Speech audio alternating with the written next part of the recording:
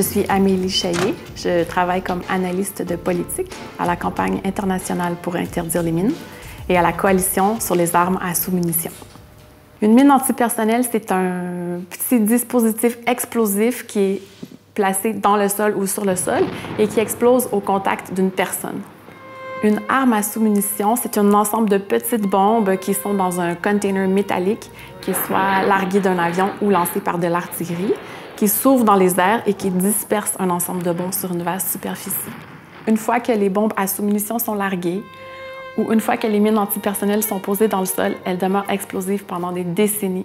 C'est-à-dire que même après la fin du conflit, elles frappent de façon indiscriminée un enfant, une femme qui va chercher de l'eau, un homme qui va travailler au champ.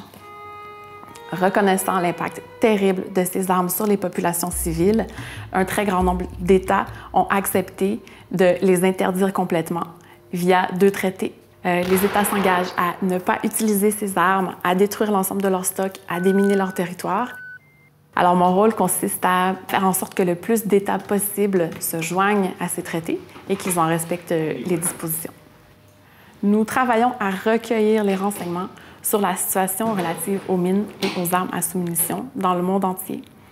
Et à l'aide de ces renseignements, nous approchons les États pour leur faire part de nos préoccupations.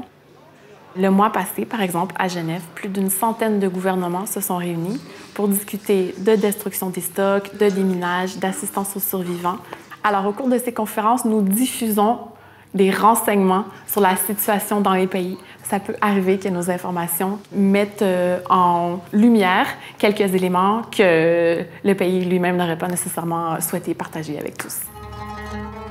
Par exemple, dans le conflit syrien, c'est sûr que des bombes à sous-munitions ont été utilisées récemment.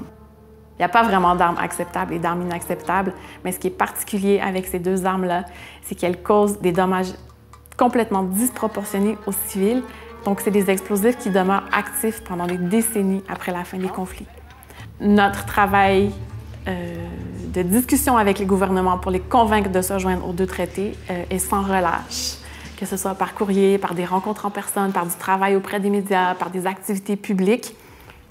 Nous avons bon espoir que tous les pays vont se joindre à ces traités.